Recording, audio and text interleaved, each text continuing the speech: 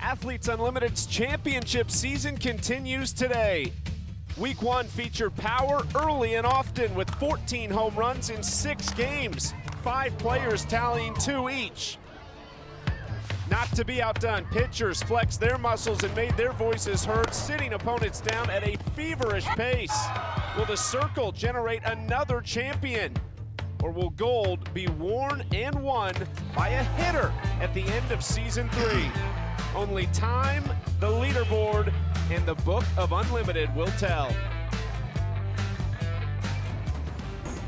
Athletes Unlimited Softball is presented by our official sustainability partner, Aspiration.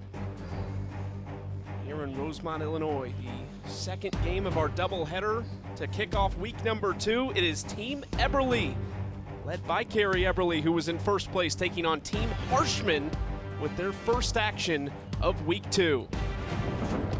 Here it is, 60 of the world's best trying to figure out how to climb the leaderboard with those advanced scoring system numbers. The top 4 point leaders are weekly captains, and we get our first look at Carrie Eberle's team and Kelsey Harshman's team right here. Harshman, a first-time captain. She is a 2-time Olympian. Danielle Laurie, I'm Chucky Kemp. Harshman, a first-time captain. Carrie Eberle comes into this game in a really good spot after the first game, and she must love it here in Rosemont. She was the Rookie of the Year last year, 2-time captain already this season. Well, and she's used to that spotlight, right? Like, she had it as the Rookie of the Year last year. I kind of circle Kelsey Harshman, and after talking on the phone with her this week, she said she was really excited to be able to be that captain, to make those decisions, and just for people to know that she worked really hard to get herself in this position. She goes up against a really good team and pitcher in Carrie Eberle, who calls her own name here in this first one. You see her right there. She's in the 3rd spot. Good game from her. She'll be right back to the top. Well, and she's so versatile, right? Like, what Carrie Eberle does best is throw that drop ball. But most importantly, she utilizes her defense. But I think last weekend for me, it was the strikeout. She did a really good job of finding ways to get these hitters to swing at pitches and get themselves out. And I think that's so important to roll over to week 2, to continue to keep the ball down in the zone.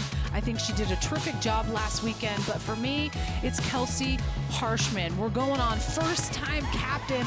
This wasn't that bad, where she worked 9 pitches, got to a 3-2 count, hit it up the middle, had a ton of base hits this game. They were clutch, coming up when they needed, but it's the defense. She had a heck of a play up the middle, quick little double play, had her team's back. She's a first-time captain, and I'm here for it. Well, she did a pretty good job maneuvering these points right here. She will be trying to lead her team to a lot of win points this week, while also picking up those individual stat points and MVP points. We'll show you our Game 1 MVPs coming up here in just a minute. But that's what they're trying to maneuver. Key Michael and our Key Cam will be trying to maneuver the stands and the field. She's down on the field right now, giving us all kinds of looks that you will not see anywhere else. We are just about set here for Game 2 tonight.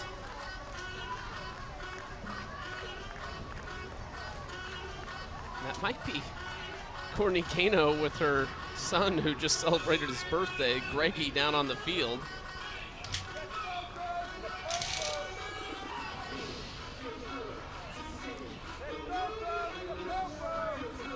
Greggy Gano down there with his mom, Courtney, trying to hype him up before the game, before they take the field. We see where they will take the field behind on Team Harshman. Megan Wiggins, longtime pro out in left. Aaliyah Andrews in center. Haley Busby out in right field.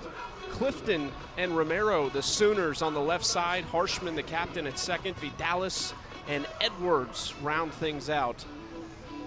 For Rachel Garcia, who announced herself yet again in San Diego at AUX, I think came in as one of the favorites, and she's off to a great start.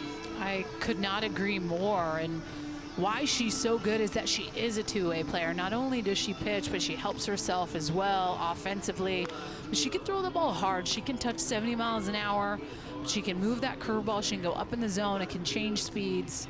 And she has been by far one of my favorite players to watch over the course of her career at UCLA, playing with Team USA, and now here with Athletes Unlimited.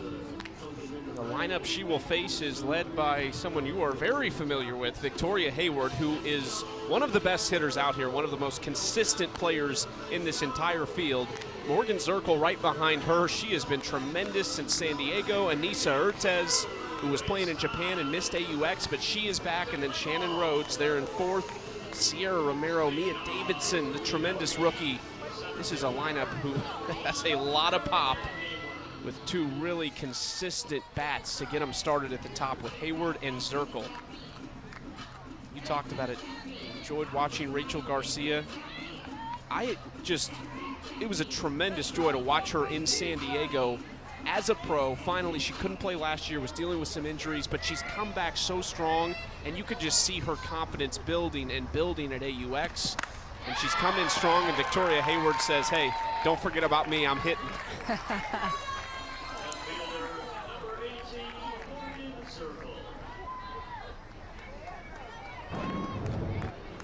And first pitch, Vic Hayward swinging. And I don't know, honestly, Chucky, I don't know why more hitters don't swing first pitch. You know a pitcher is trying to do everything in their power to attack you right out of the gate, give you something good, try to get ahead.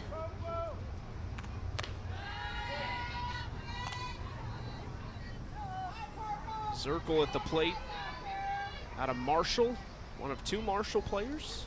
Allie Harrell the other, the rookie. She's got Victoria Hayward over at first base, who is 16 for 16, stealing bases in her Athletes Unlimited career.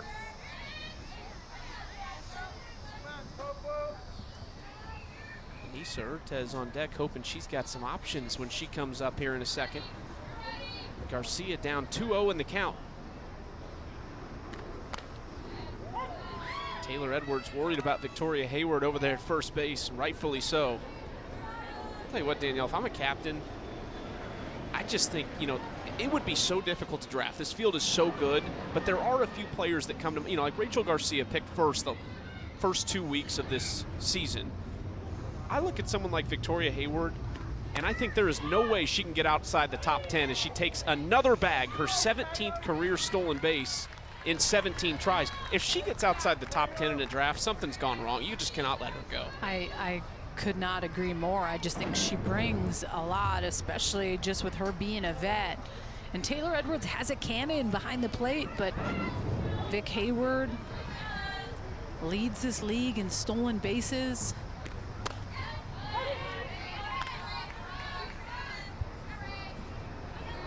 Victoria Hayward in her third season, Toronto, Ontario. Had we not had our conversation last night, I would have said Toronto, Ontario, Canada, which you said is okay, but proud of trying you. to clean some Proud things of up you. here. Yeah. Catches the outside corner. Zirkle goes down looking for out number one. Well, here comes Anissa Urtez, who had quite the week one. When you have to think, Urtez is a player that's gotten the opportunity to play over in Japan, learn a little bit more about her swing, comes into Athletes Unlimited championship season pretty seasoned, if I'd say so myself. She's gotten a lot of reps. It's one thing about playing over there, you get used to a different level of play, a different practice philosophy, and how they go about their business. And it is very cool because you learn a lot about yourself as an athlete, and you can bring it here, the United States, to help better your game. 1-0 count. Urtez hit those 2 home runs in week one. Her fiance, Amanda Chittister, hit 2 home runs in week one, and then Chittister homered in the first game of the night, so Urtez is now chasing her in the home run category. 2-0 from Garcia, just one away. Urtez got a lot of this one to deep center field. Back goes Andrews, it's gone! Anissa Urtez follows Amanda Chittister and homers here on night one of week 2.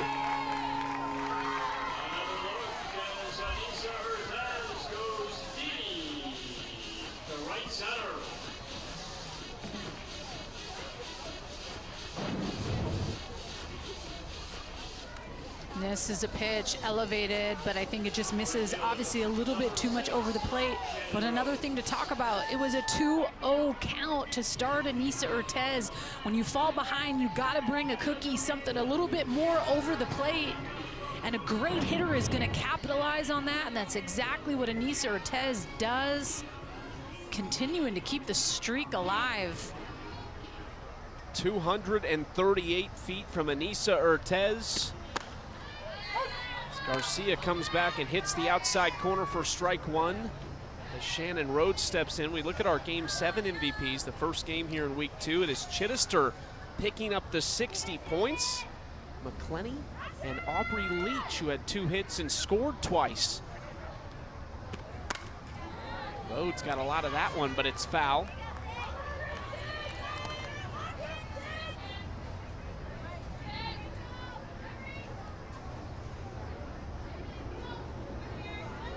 Shannon Rhodes was in a tough spot because she only picked up 110 win points in Week 1, which was the lowest of any team, but she helped her cause because she did pick up the 4th most MVP points with 60. So she came into the night 17th on the leaderboard. And really, that's kind of what you got to do. If you're on a team that's not winning, you just got to find a way to stay relevant on that leaderboard, stay in it. That's when those individual performances become paramount. She picked up her bonus points with the MVP nod.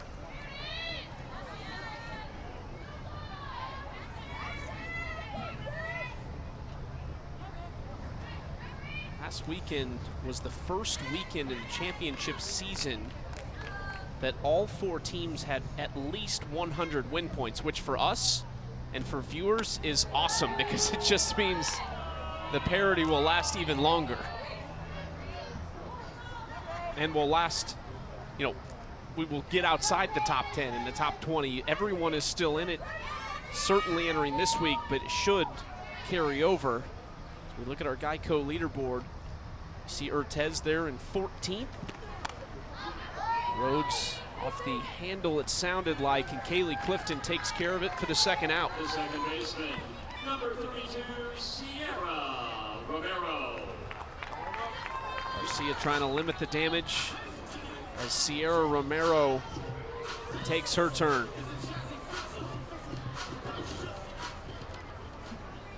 One thing I didn't think I'd say coming into Week 2 was Sierra Romero's hitting 100. She was 1 for 10 in the first week, which is unheard of.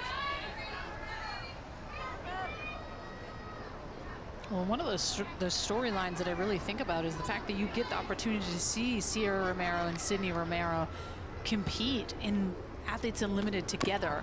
And when you get to see just this family and the DNA that they have and how good they really are, I mean, it's special when you get that opportunity. And I love that Sierra Romero has just had the mentality to battle back, because that young lady has gone through so much with injuries and recoveries and surgeries, and here she is stronger than ever, mentally better probably than she ever has been, because she's had to go through the trenches. She's had to go through those hard moments to put herself back on the field, and some choose to cave and not go through it, and others are like, I got to get better because of it, and she's a prime example.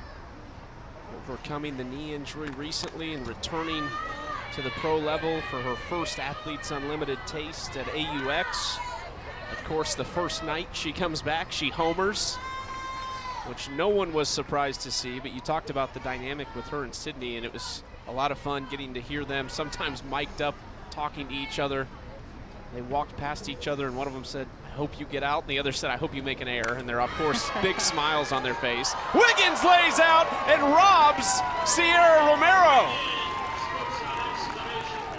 2 longtime pros.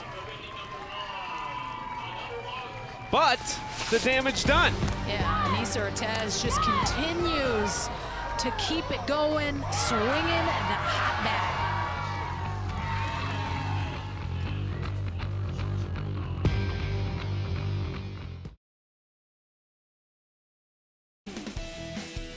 Oh, yeah, what a pitch! A changeup, a thing of beauty, and it is a 4-headed shutout for Team Eberle. For me, it's always just been like relying on my defense and not trying to do too much. I'm not trying to be perfect. If you get to be too picky, that's kind of when you get yourself in trouble. I think for me, it's learning to have the self-confidence to go attack these people day in and day out. You gotta find ways to mix it up. So that's gonna be a fun challenge for sure. Last year's Rookie of the Year, Carrie Eberle, comes out for the first time against Team Harshman, and she already has a 2-run lead, which has to feel good as a pitcher. Just kind of allows you to take a little bit of a breath, especially right out of the gate when your team's able to score you a run. But for those of you that do not know, Carrie Eberle, I mean, one of the best drop balls since Kat Osterman that I've seen, and she throws it heavy, she throws it hard, it's down in the zone. Really does a great job of working both sides of the plate and is fearless in the sense where she'll throw 67 on your hands and make that ball break down. But I think what I really appreciate about Carrie Eberle the most is that she knows she's not a big strikeout pitcher. She can and she does, but she drafts at times based on defense because she knows how much that means and that makes her better. Carrie Eberle, the only pitcher captain here in week 2. She was also in week 1. I think that is the most interesting spot as a captain if you were a pitcher, because there are certain games where you can really kind of put your coach's hat on and know, hey, I'm probably not going to throw this game.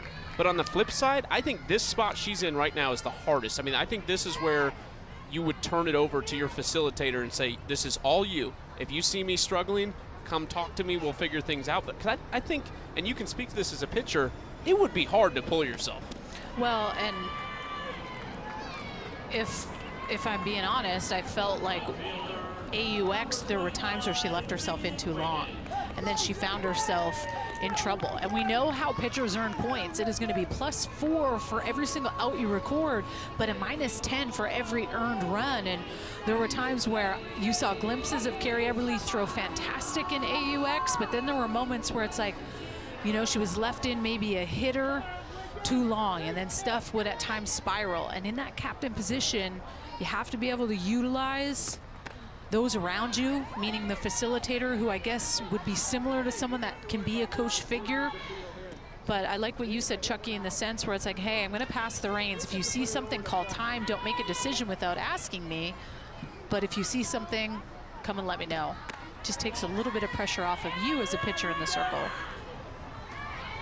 The other captain, Kelsey Harshman, gets 8 points for the leadoff walk, and now she turns it over to Megan Wiggins, the longtime vet. Sydney Romero, Tori Vidalis behind her, and Rachel Garcia, the pitcher, in the 5-hole. Megan Wiggins, tremendous at AUX. She hit .372, but she finished 19th. She just couldn't quite get on the right team, especially the second and third week. So struggled to pick up win points like she needed to. Off speed from Eberle. 2-1 count, and that's the first strike from her. Megan Wiggins, long time ago it seems like, was raking in the SEC, and for a long time since then she's been doing it at the pro level. Back-to-back base runners to lead off the first.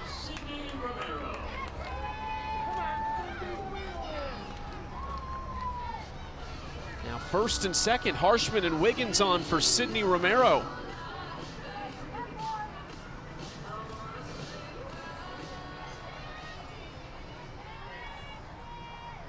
A number of Patty Gasso products from Oklahoma. Hard hit right side, right to her sister, and they roll a pair. Romero to Urtez to get Sierra's little sister.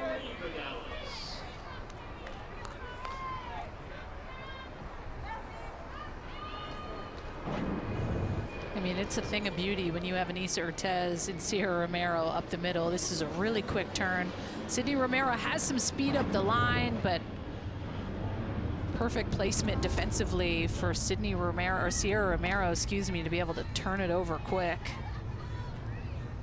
Last chance here in the first to potentially push those inning points over. Tori Vidalis, the Texas A&M product.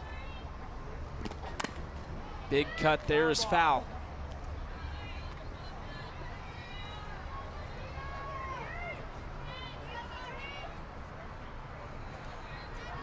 Dallas, a member of the Athletes Unlimited Softball Player Executive Committee. 5 players really help guide the league and make decisions for the softball side of Athletes Unlimited.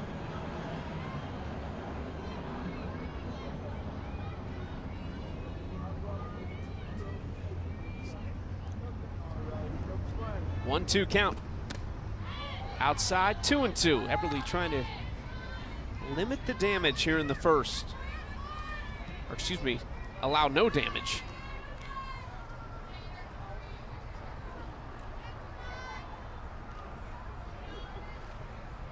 Two away, runner on third, inside. The Dallas fights it off.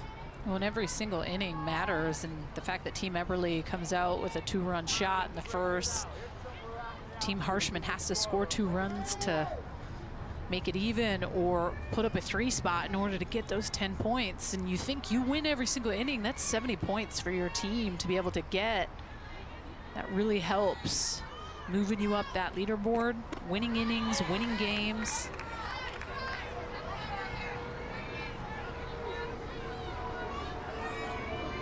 Trying to keep it alive. The Dallas works it full. 3-2. Inside, waits on it. That is a beautiful swing from Vidalis to bring Harshman across and cut the lead in half.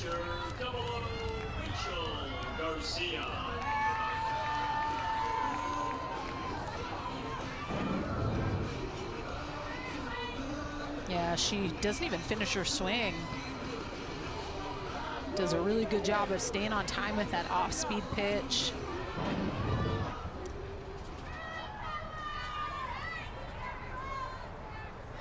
And Dallas keeps it alive for Rachel Garcia. 0-1 count to Garcia. Won the national championship at UCLA. She has done it all. She was so clutch in San Diego, and so many big moments. Came up to the plate, came through. There is strike 2. Eberle jumps out way ahead of Rachel Garcia.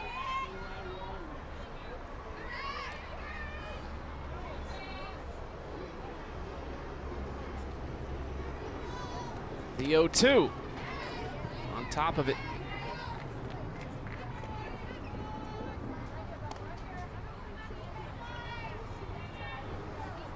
And you saw Carrie Eberle have success against Rachel Garcia last weekend. Got her strikeout on the outside part of the plate with that high drop ball. You think as a pitcher, those are the little things you remember when you're facing the hitter again. Got the outside corner. Eberle limits it to just 1 run. And thanks to her shortstop, Anissa Urtez, all of Team Eberle picking up 10 points.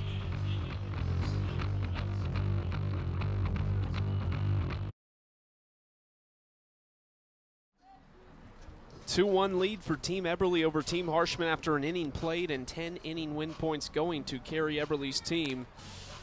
How about Sunday on ABC and the ESPN app? It's a WNBA doubleheader with some of the top teams in the league. At 1 Eastern, the Sun squaring off against the Sky. Sun, Sky, that's interesting, okay. And the Aces taking on the Storm in Sue Bird's last regular season home game. Big afternoon of hoops on ABC. And more Athletes Unlimited, starting with lacrosse tomorrow, 9 a.m. Eastern on ESPNU. And then we will be back noon Eastern. We start on ESPN Plus. Game 2 at 2:30 Eastern between Team Wulipola and Team Eberle. That is on ESPN2. Be sure to join us for all of that Athletes Unlimited action.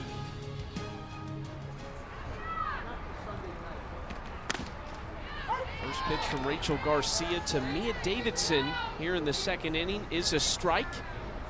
The Mississippi State product. She was one of those 13 players drafted. Big swing there. That is power on power, and I'm here for it.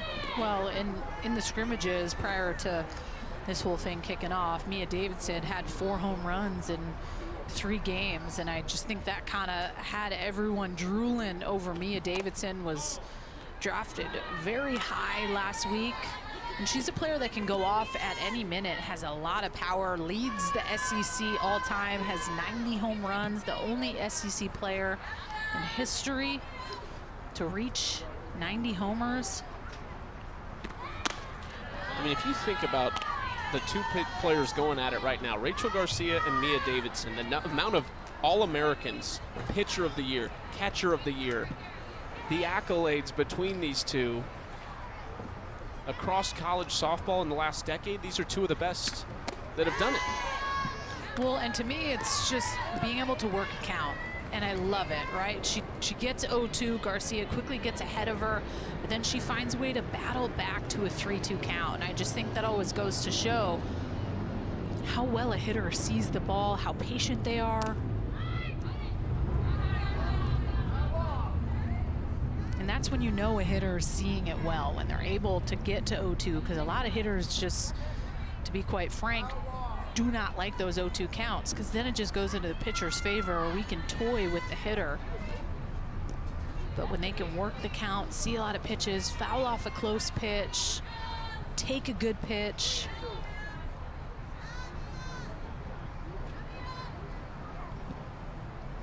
Here's the 3-2.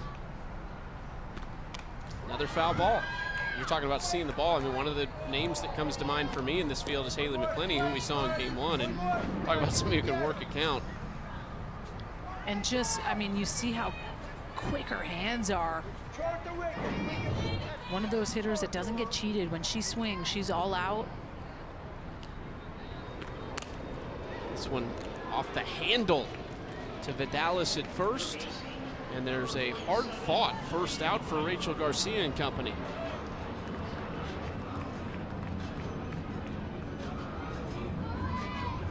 Now the Ohio State product, Lily Piper from Norton, Ohio. Went 1 for 4 at the dish in week 1. Her third season with Athletes Unlimited over at third base. She's somebody, she runs into it, it could land on the freeway. Catches the zone. Piper visibly upset with that call. Lily Piper, to me, has been so fun to watch. Played in the inaugural season, went to the walk-on tryouts for the 2021 season, made it, and has just been a staple in this league. And she's one of those teammates that you want to draft because she makes it lighter. She makes it fun. You're constantly laughing. And not to mention, she's a heck of a player.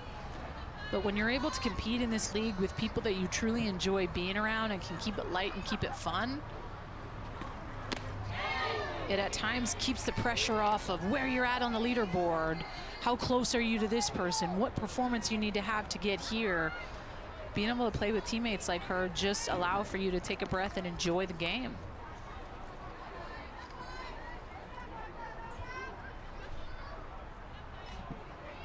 One, two from Garcia. Piper just kind of defending herself right there. Vidalis toying with Piper. I think she ripped it out of her glove, and that's out number 2. The catcher, number 13, Palacios. And this is the stuff I'm talking about. This is a jam job, though. I think if she doesn't swing, this hits her. She's like, hey, what you gonna do?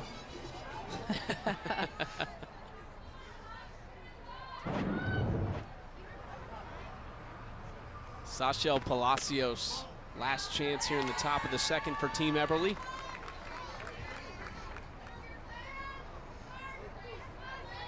She was loving AUX. A grand slam in front of her hometown in San Diego. A lot of friends and family there watching Sachel.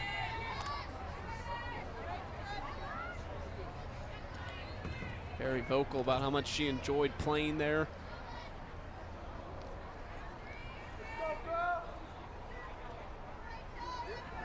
2-0 count.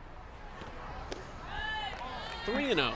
A lot of these women got the opportunities for their families to be able to come and watch consistently. And it's not that they can't come to Chicago to watch, but a lot of times it's a plane ride. But in San Diego, a lot of these women, it was a drive for their parents. And coming off of the Olympics, a lot of them, for their parents to get to see them play on the field in person, and ones that you think about, like Sydney and Sierra Romero's parents got to be in the stands and get to watch their girls play together. Maybe the last time ever that they may play side by side, depending on what happens next year. But I always think, as a parent, those little memories are things that you never forget.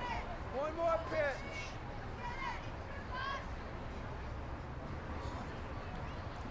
Makes it a 3-2 count. Garcia trying to get out of this one clean. Swing and a miss. Rachel Garcia blows it past Palacios. 10 points on the line for Team Harshman coming up in the bottom of the second. The village of Rosemont, just outside Chicago. Beautiful setting for Athletes Unlimited.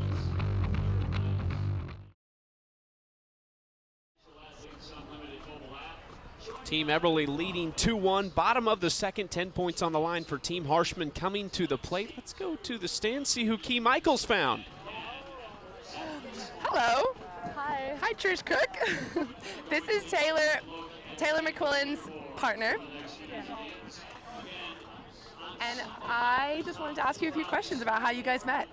Sounds good. So we met through mutual friends. I was playing softball in California, at a college in California, and she was friends with some girls on the team, and we were introduced to each other, and I guess the rest is history. The rest is history, and you are training to be a pilot. So when you guys are not talking softball, you guys are skydiving, or what's happening? Yeah, so I am a flight instructor, so I'm working on getting to the airlines now. And we went skydiving together and with some of our friends, and it was crazy. Yeah. That is so fun. I don't know if I have the guts for that. But other than that, you also have a dog who is choosing favorites. Yeah, absolutely. She loves Taylor. Yeah, we have a Great Dane. She's about 1.5 years. Her name's Fenway, and Named after the park. Yes. I'm a Red Sox fan. Taylor's a Red Sox fan, and so, but she loves Taylor. When she's home, it's just Taylor. And you said that after the games like this, you'll probably head out to eat, maybe with Lily Piper, who's the roommate of Taylor. But how weird is that, seeing them on the same field but in different jerseys, and then they got to go back and hang out in the same apartment together? It's funny. It's fun. But they're cool with each other. Of course. During the game, it's all softball, but it's all fun too. So it's all softball. Hopefully it ends up with Team Purple next night. Yeah, I mean, we're not picking favorites, but we are. Yeah. And so when you're in the off season, or when Taylor's in the off season, you end up sometimes in the bullpen with her? Yeah, so I'm normally, I will catch her when she needs to work on some stuff, and we'll go out to the field, or we'll just go out to the park, and she'll throw her bullpen, and then we head home. Playing double duty. Partner on life and on the field. Yeah, and so I hop out anywhere I can. Awesome. Well, thank you so much. Welcome to the AU family, and we'll see you again soon. Nice to meet you. Back to you guys. Thank you, Key. Flight instructor. Are you jumping out of a plane? Or have you, I guess? Does my life depend on it? Probably not. Depends who's flying the plane, I guess. Okay, I kind of thought you'd be on board for that. I mean, I live life on the edge, but that's a lot. It's really on the edge. Never say never, though. Okay. Not against it. Taylor Edwards down in the count, 1-2 to Carrie Eberle.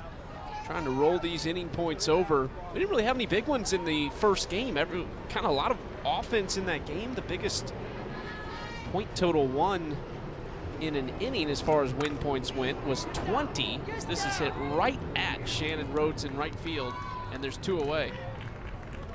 Third baseman, number 20, Kaylee Clifton. Last chance here for Team Harshman is Kaylee Clifton with 2 away.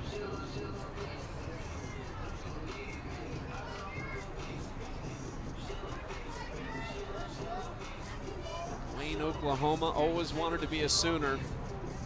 Made it happen. Big 12 Defensive Player of the Year as a senior. She's a 2-time national champion. was in Oklahoma City a little bit this year to watch Oklahoma make their run, but had to head to San Diego for AUX before they finished the job. Her infield teammate here on Team Harshman this week, Sydney Romero, she did not leave early because she is a member of that Oklahoma coaching staff for Patty Gasso. Jen Rocha.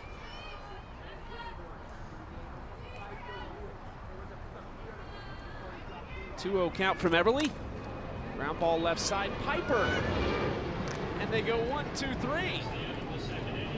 That'll roll those 10-inning win points over, and it'll be 20 on the line in the third.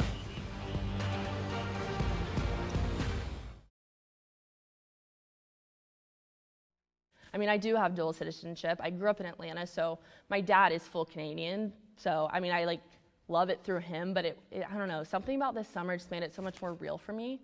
And so just playing for Team Canada is something that I'm really starting to learn is very prideful. So just being able to represent them and see just fans and how much Canada is growing, or softball in Canada is growing, is awesome to see. Well, who can better speak to that than a partner in the booth, Danielle Laurie. Allison Febrey, now a member of Team Canada, was not on that Olympic team, but she talks about softball in Canada growing, and I have to think a bronze medal from the Olympics can help that in a huge way, draw the attention of young girls who would want to play that sport. Yeah, and I really think about Kaylee Rafter, the head coach of Canada, and Jen Salling, who is a facilitator here. Those two are on staff, and right now, honestly, Canada, it's kind of a growing period. We did lose a lot after the Olympic Games, and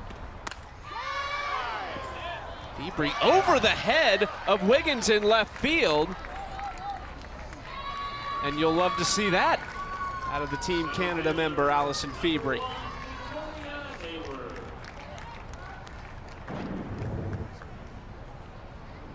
And it's that little hesitation. Great job by our camera crew to get that angle. Megan Wiggins' first step is in, but needed to be back. That's also a laser coming off the bat. And sometimes in the outfield, when you get a straight hot shot at you, your first initial reaction is to step forward. And Allison Febrey with a leadoff double. But just to go back to the Canada piece, losing a lot after the Olympic Games did make it a little bit more tough for them this year at the World Games in Birmingham. They struggled a little bit, but it's players like Allison Febrey that you need to keep playing. Victoria Hayward.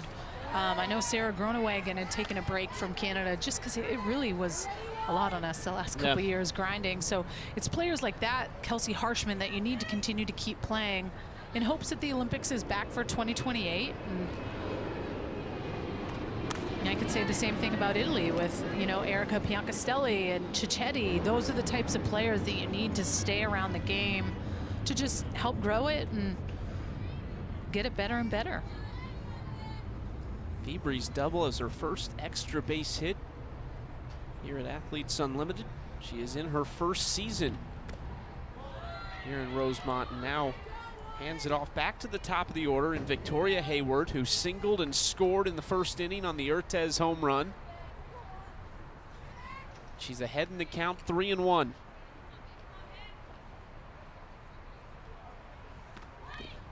Trying to lay down the bunt there to get Febrey over and maybe get herself aboard. You talked earlier, Mia Davidson working the count, really seeing the ball, and I said McClenny always comes to mind when you talk about somebody who sees the ball well. Victoria Hayward came in, when I saw her last year, even that one night in the championship season in person, the bat control that she has is just next level. And there it is right there. It's a great play at shortstop, but it'll be an infield single for Victoria Hayward. Romero makes the stab. Well, you can see all these fantastic athletes in person here in Rosemont. You can come early tomorrow if you're in the area. Pre-game tailgate hosted by Sarah Spain of ESPN with live music, food, games, and more. Tickets are available right now at auprosports.com/tickets. If you get the chance, you've got to come see them play live. I mean, it's outstanding all the time. That goes off Edwards' gloves and both runners into scoring position. But to see it live the speed at which this game is played and the athleticism is outstanding. A little bit on the line this inning too. You look at last inning, those rollover inning points. So this third inning is essentially worth 20 points if one team is able to strike more than the other. Morgan Zirkle in a great spot with runners in scoring position. Nobody out. 1-1 count to her.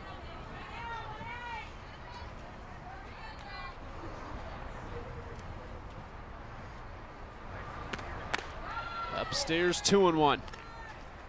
When I really think of Morgan Zirkle, I just think of her being consistent. The 2020 season, 5th place. You look at what happened in 2021 where she finished 6th. She's always right there because she's so versatile. A lot of speed, and I think speed kills, right? It just allows for you to have that fear factor stepping into the box, knowing you can drop that bunt. But hey, she's also got some pop. We've seen her go yards. She did last weekend. And when a player can use all different facets of the game to help them, it makes them a harder player to attack as a pitcher. Still wait on that and fight it off.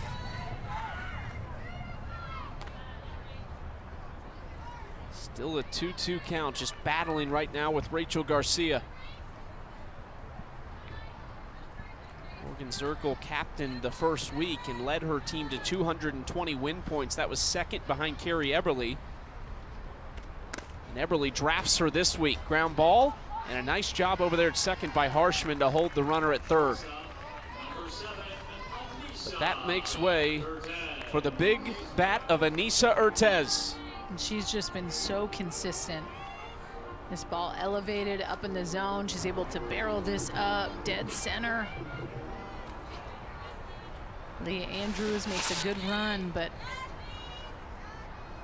Urtez just continues to be such a power threat every single pitch.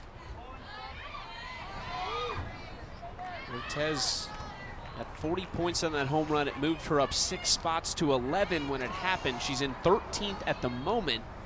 But if she delivers right here, one, she'll get points for doing so, but also most likely would be one of those MVPs at the end of this game. Could be a big night for her. Her fiance Amanda Chittister already had a big night, and she was MVP 1, which gets you 60 bonus points. That was in the first game. 2-0 count. Catches the inside corner, strike one.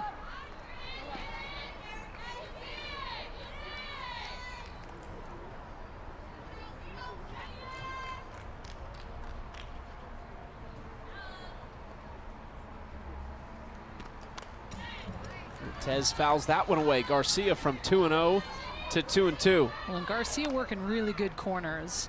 Gets her on the inside part of the plate with that 67-mile-an-hour pitch, and then gets Urtez to swing on this pitch on the outside part of the plate. Kind of a defensive hack.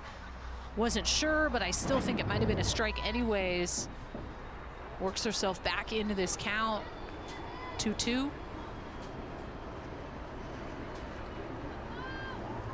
Big pitch here from Rachel Garcia.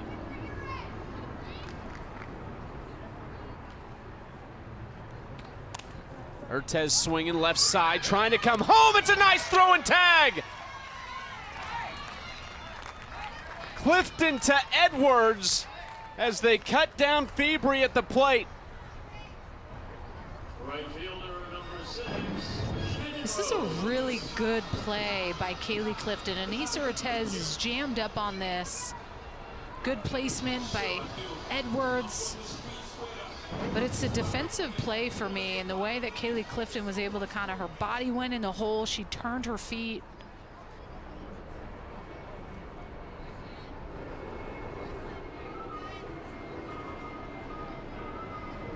Clifton over at third base. She played a lot of second base at AUX.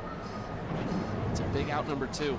Well, and you see shortstop and third are pinched together, but the way Kaylee Clifton's able to turn her feet and get herself in a position to make a great throw with the speed of Febri from third, It's a really good play, and that's not a position that we normally see Kaylee Clifton in. We've seen her play up the middle a lot, shortstop, second base, but not always third. But at the end of the day, you're fielding the grounder. It doesn't matter what position you're in. First pitch to Rhodes is fouled away into the bullpen of Team Harshman. 0-1 count to Shannon Rhodes. Got off to a great start with a 400 average. Top 30 at the moment.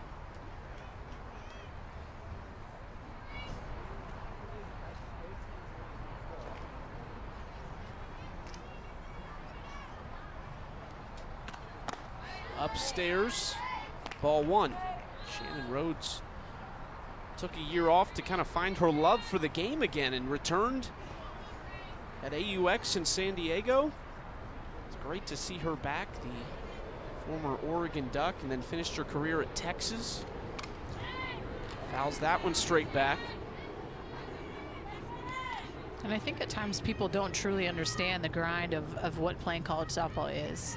And to be able to take that mental break and know and put yourself in a position to say, hey, I just need to take a little bit of time. And I mean, in college, you're expected to do so many things, starting with school, but on top of that, just to perform to the best of your ability, weights, lifting, constant practice. Rhodes down the right field line, and it's caught by Busby. On the run, makes a nice grab, and puts up a 0. Rachel Garcia, maybe she's gonna start to settle in now. Busby leads it off.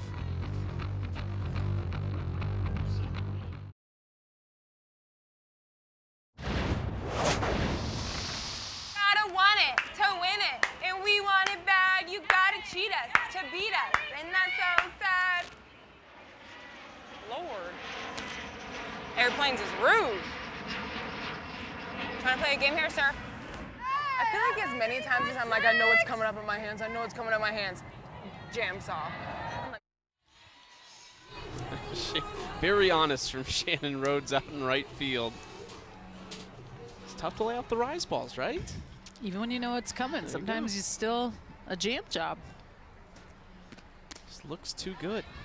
I mean, it starts somewhere good. Haley Busby in the 9-hole, 9-1-2 here in the bottom of the third. 20 inning points on the line. That one misses downstairs, 2-0. Haley Busby from Phoenix, Arizona. Oklahoma State product. Started her career at Virginia, but spent her last 3 seasons at Oklahoma State. Third-team All-American in 2021. Trying to get Team Harshman going here in the bottom of the third.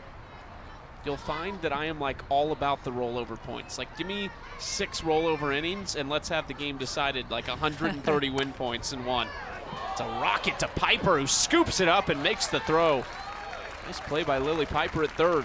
What also makes each inning feel like it means a little bit more based on the rollover innings. So I'm with you on that. But this is a heck of a play by Lily Piper. Plays the hop well, knows this field.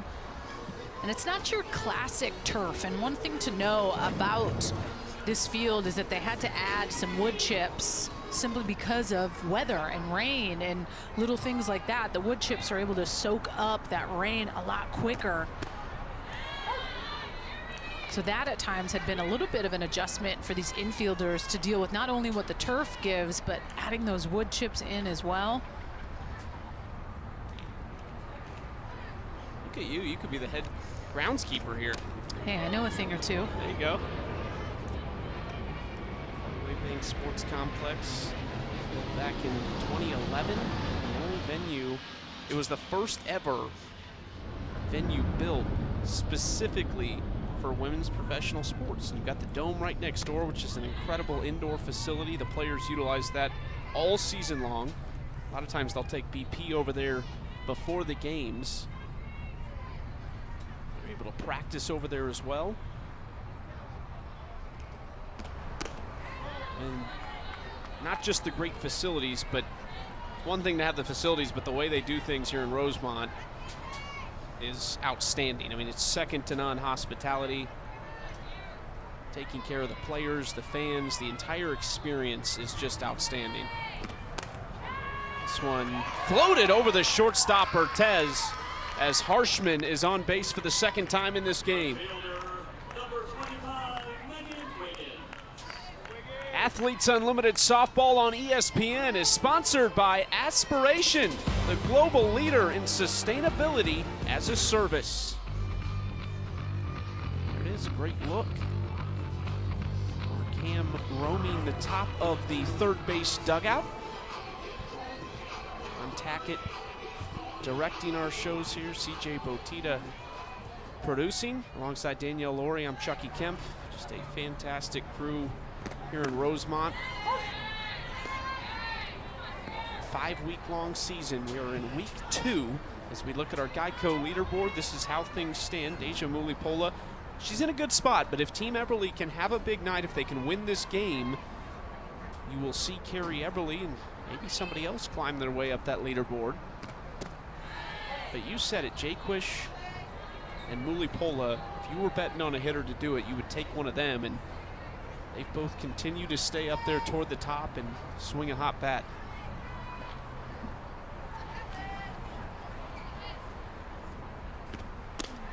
One to Wiggins is outside, ball 2. Well, I'm wondering if it's going to be a pitcher. I mean, we've seen 3 pitchers win it. Kat Osterman in the inaugural season, Alicia Ocasio last season, and then Danielle O'Toole in AUX. Right side, trying to turn 2. Quick one, they will not get Wiggins at first. That's Romero and Urtez trying to do it for the second time in this game, but there is 2 away.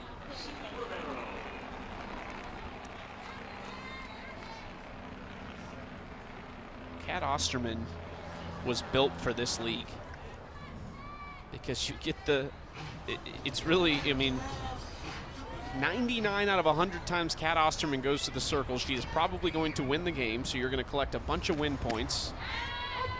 And because of that, she will most likely be your top MVP every game. And she was usually pitching 2 out of the 3 games, so she was getting those +4 for every single out recorded. Didn't give up a ton of earned runs. And when that's the case, you see yourself doing big things. But yeah, you look at season 1 and Kat's point total, and Alicia Ocasio season 2. Going down, and what a throw! Great tag from Urtez. That's Palacios behind the dish with the cannon.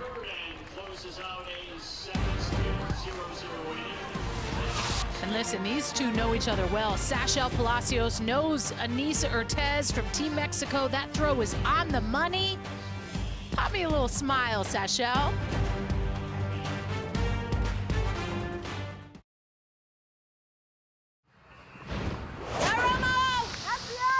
Play of the game, and here we go out in left field. It is Megan Wiggins.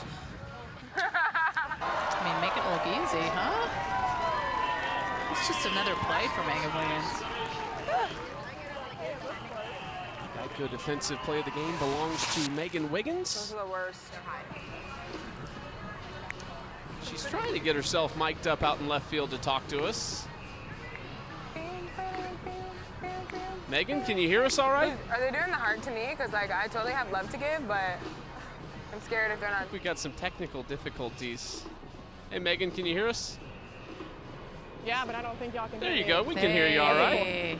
We're in business. Megan Wiggins out in left field just showed your catch earlier in this game, and right back at it. You were tremendous in San Diego. Off to a great start here, making that nice catch. What was I guess we always ask you guys like what the prep is like coming into a season, but it was totally different with AUX getting thrown into the mix. What was the last month like for you? A break, a little bit of a break. It was like all gas, no brakes at AUX. So just getting a couple days off, couple weeks off, and then getting back here, having like a week and a half just to, kind of get back in the swing of things, After so long, it's like riding a bike.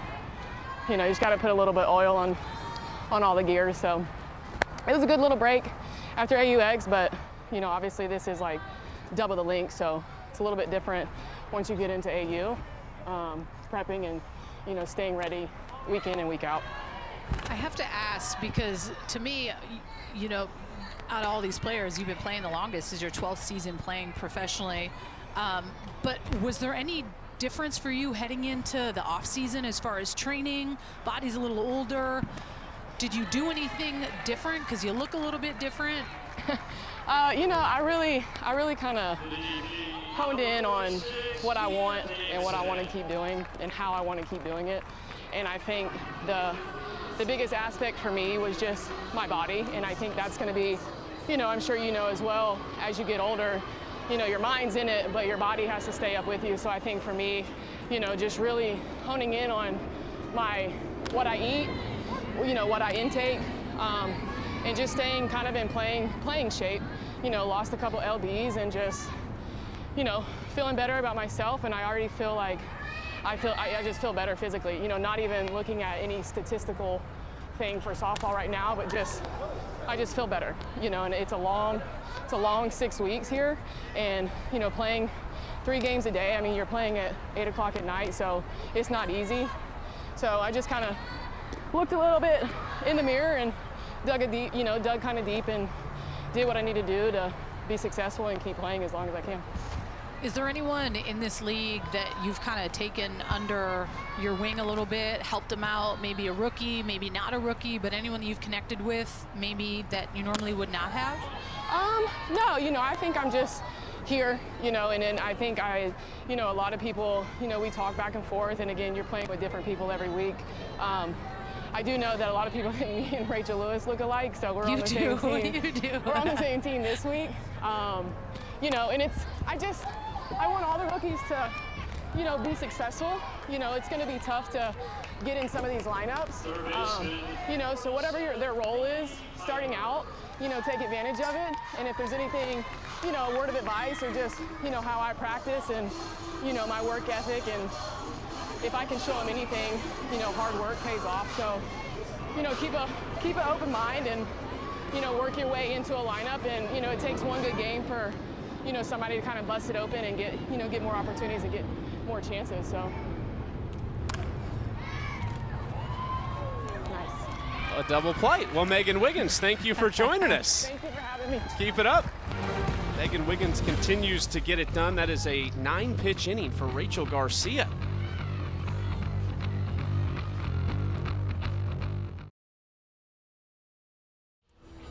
Little fashion show, I guess, from Team Harshman, as there are 30 inning win points on the line, putting on a show right here. Very interesting. Well, Sunday Night Baseball should be interesting. An NL West rivalry. Juan Soto and the Padres taking on Freddie Freeman and the Dodgers. That'll wrap up a big ol' 3-game series at Dodger Stadium, 7 Eastern on ESPN, ESPN Deportes, and ESPN Radio. Coverage at 6 Eastern, 3 Pacific on ESPN2 with baseball tonight, Sunday Night Countdown. Don't want to miss that one. You won't want to miss the rest of this season. Deja Mulipula at the top of our Geico leaderboard. Carrie Eberle right there in third. She is in a great spot. We said that right out of the gates in our open. But to come in third place with a game basically in hand before she started in this game, she's in a great spot. If her team can have success and if she keeps throwing like she is, it could be a huge night for her.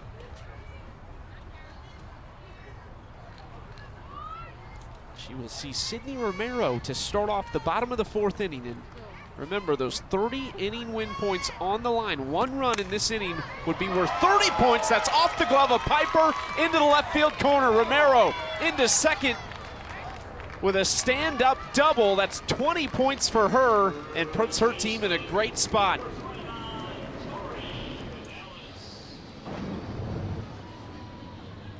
That's a great job. Just pulls his ball up the line. Lily Piper, good effort, just not able to glove it up. Hey, a couple sisters. Sierra, are you seeing this? I think Sierra was going to tackle her there if she went to third. Leadoff double for Sydney Romero. If Dallas thought about it, they tried to check it, but they said she did go. 0-1 count. Ooh, it was close. Very close. 0-1 from Eberle. That catches the outside corner. She's ahead 0-2.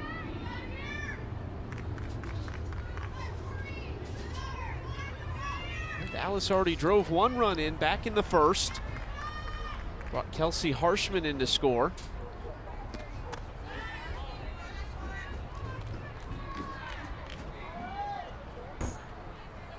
Here's our Athletes Unlimited strike zone. It's a little bit different. It is 1 ball higher than the college zone. The entire ball has to be in, but for you as a pitcher, you got to love it.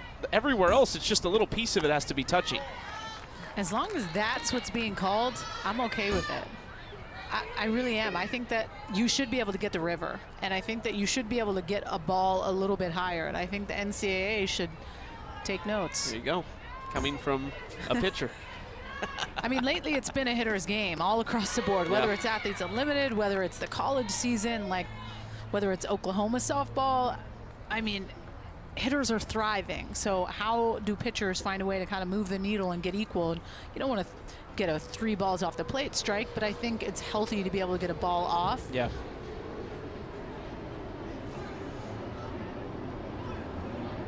Is that your, would that be your reasoning behind like hitters thriving? Is it just maybe the zone is tightening up a little bit, or is it just a matter of? Yeah, the college zone was tight. Yeah. Athletes Unlimited has its moments at times where it's spread a little bit, but then you'll have a little bit tighter of a zone, and maybe I'm the only one, but pitchers at times tend to struggle a little bit when that zone is small, because why do we struggle? We got to throw the ball over the plate. If we have to hit the white, these hitters are so good, especially they're seeing you a lot over the course of 5 weeks.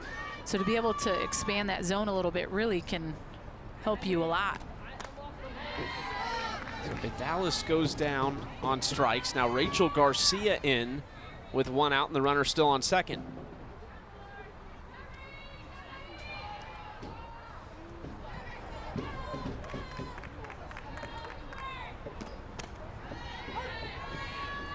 Strike 1 to Rachel Garcia. A 1-1 count. And in some ways we do, between these two, have a little bit of a pitcher's duel going. After the first inning, it was kind of thinking, oh, maybe these offenses will have a big night, but it's 2-1 since that point. Well, and both these pitchers are sharp and efficient, and they get ahead and they keep the ball down in the zone for the most part. And when you're able to do that and use the defense, but more importantly, hit really good quality spots, that's the difference at times between the professional level, is these pitchers don't miss a lot.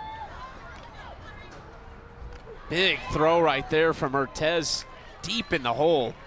And that's out number 2.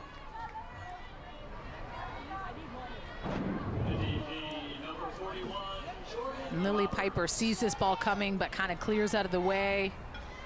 Sees that Urtez gets it in the hole, gets a little bit of momentum on her backside to be able to throw a hot shot across the diamond. She threw that so quick, it was almost like she didn't have a complete grip. I mean, she must have had control of it because it was a really nice throw, but man, that was a quick transfer, just like we saw in the double play earlier in this game. Jordan Roberts swings through strike 1 as Eberle tries to strand the leadoff double. Roberts trying to move up from 57th.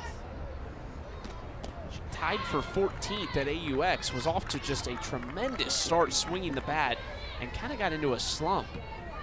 But she is somebody who can get hot in a hurry.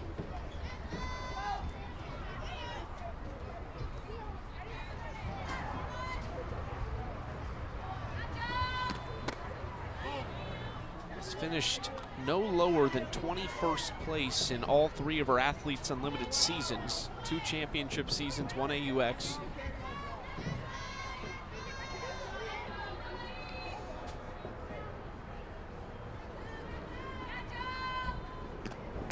Swing and a miss. Eberle gets Vidalis and Roberts swinging. Garcia to ground out after the leadoff double from Sydney Romero. A lot of points on the line. Navy Pier in Chicago. Gorgeous.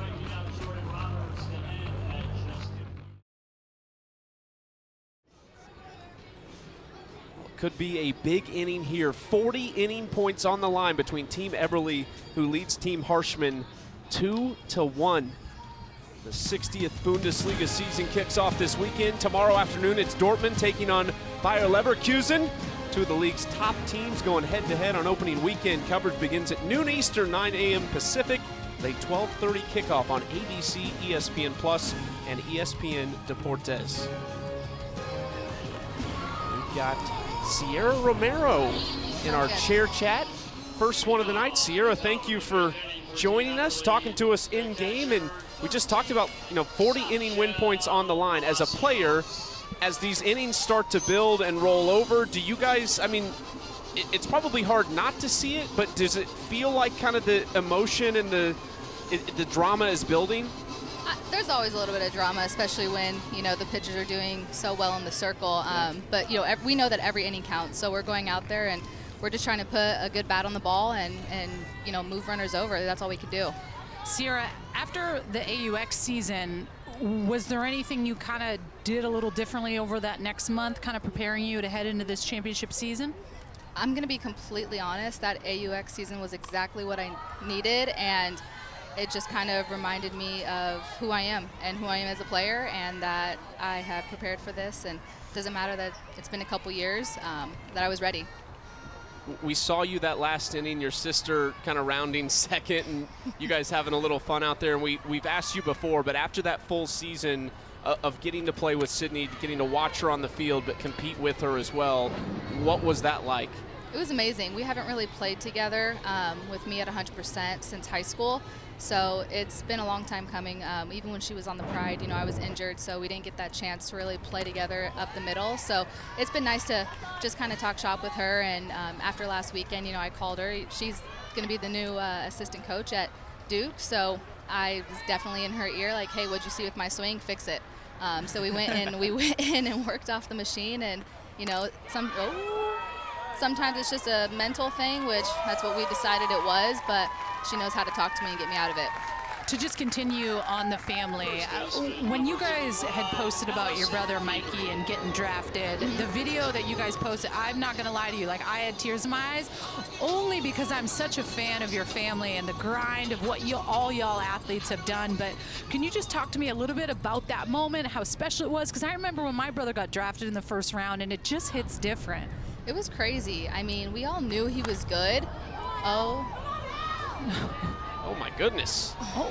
Wind. We all knew he was really good, but then when his name was finally called, we were like, this is real. Like, he just went first round, and he went to the Red Sox. Like, it was just insane, and it was just an amazing moment for our family, a full circle moment. We all have worked so hard together as a family, because it is a team effort as a family, just making sure everybody's good to go. And Mikey did all the work, and he did all the grinding he had to do to get there, and he deserved that moment.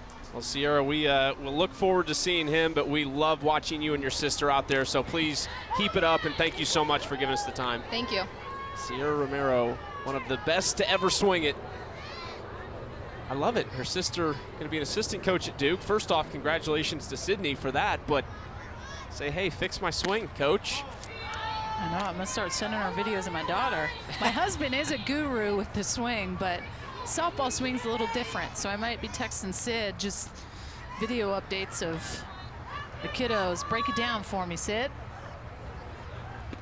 All I can imagine is you in the backyard throwing 68 miles an hour past your 8-year-old daughter and your husband off to the side trying to coach her up. No, I actually will. I've thrown BP to her, and I started last week, and she was actually doing pretty good, so I had to throw her a change. Oh my goodness, the competitor never stops. Out here mixing it up to your daughter. Rachel Garcia, she has really settled in. 4 straight zeros, lot on the line.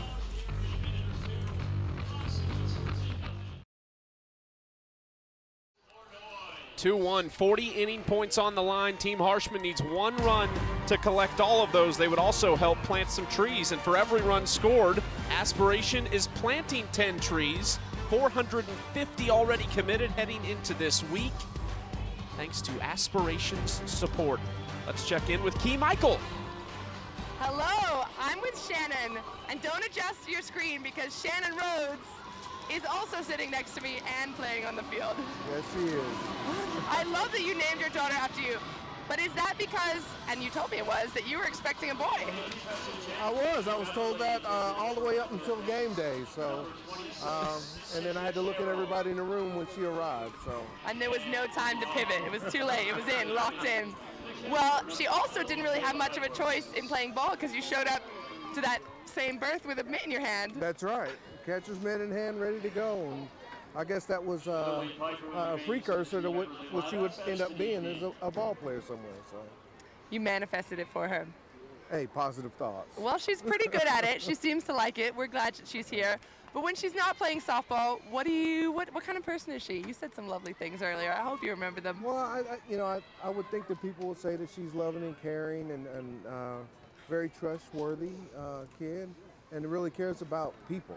Yeah. So has a lot of great relationships, a lot of different kind of relationships with all types of folks. So she's a good friend to everybody. I feel that energy from her. And when she's not playing softball, what is she getting up to? Any fun stories for us? Well, gosh. Embarrassing You're ones? Gonna put me? No, I'm not going to do that to her. No, not on I would national never TV. ask you. I would never ask you. I could probably tell some stories, but I wouldn't do that to her either. All righty. Well, thank you so much for being on the broadcast. Next time, I'm going to get some stories out of you. Next time. All right, Shannon. All Back right. to you guys. Thank you. Dad's playing it safe. He will certain Shannon will be grateful for that, as Cheryl is now at third for Team Eberle, and she makes the play. Sydney Cheryl in her first season out of Florida State, getting some action quickly here in the bottom of the fifth. Hey, and I know you're amped up. We got some donuts on the board. No, We're keep 'em rolling it over. Let's go to the seventh. We got 40 inning points on the line, and I will tell you this, every single athlete that's on the field knows how important it is to win those points. This makes each inning a little bit more intense. You want to strike first, you want to get those big bulk of points.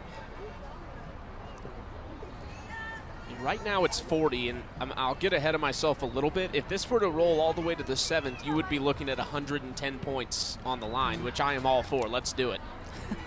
Manifesting. And it would put a huge dent in the leaderboard for some of these players. Whoever were able to come out on top, you would see a leaderboard completely implode, basically, of what it looks like right now.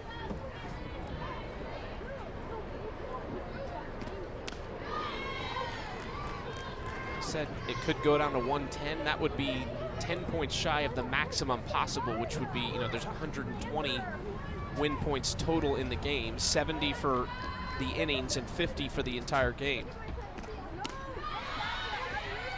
Clifton watches a little off speed, 2-2. And that's back-to-back off speeds by Carrie Eberle. This goes to show the confidence in that pitch, especially in a hitter's count at 2-0 and 2-1.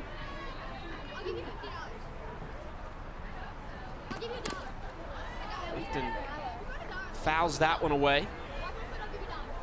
And Carrie Eberle is a very tough pitcher to face as a hitter. Based on just her ball and how hard that drop ball cuts down, and it's not your typical Kat Osterman spinny drop. She can throw it up there and amp it up if she wants to at high velocity. She can get it anywhere from 65 to 67 miles an hour down in the zone, but then she can snap the change. Cheryl, that one pops out of her glove. It hopped up at the last second, maybe just hit off of her hand. Clifton's aboard. And this is kind of an example of a little bit of a swinging bunt based on where Sydney Cheryl is at. She's back, knowing that Kaylee Clifton has some good power, can pull it to the left side. She was behind the base.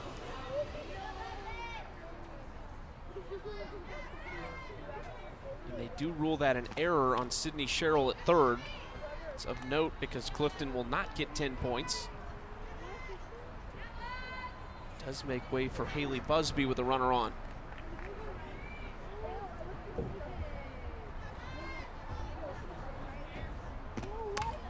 Waits on that one. Cheryl trying to redeem herself. The turn with Romero. They got her at first. Double play.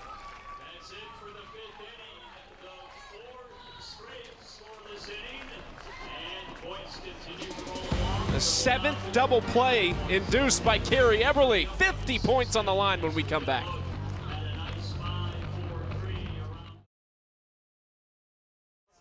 Points keep rolling over. 6th inning, 50 inning win points on the line. Still a close game, too. Team Eberle 2, Team Harshman 1. The Unlimited Club provides great benefits. You can vote on league decisions, interact with players, signed items, and more. For more information and to join, go to auprosports.com. That softball will be signed by a ton of professional players after this game. No doubt about it, one of the best parts of Athletes Unlimited. There is Taylor McQuillan, a new pitcher replacing Rachel Garcia, who threw a really, really good game. And here's McQuillan, who's 0 for 1 on the season. And I like making this change.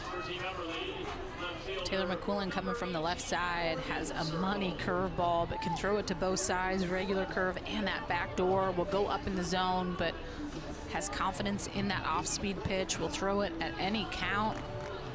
Is also now the Athletes Unlimited leader in saves across all pitchers. She's been clutch and has been known to be able to come in and have her teams back for sure. Had 11 strikeouts and just 6 1/3 in week 1. That led the league. You saw the ERA, 6.63. She gave up 8 hits, 2 of them were home runs. She faces 2, 3, 4. Zirkle leads it off and she's 0 for 2.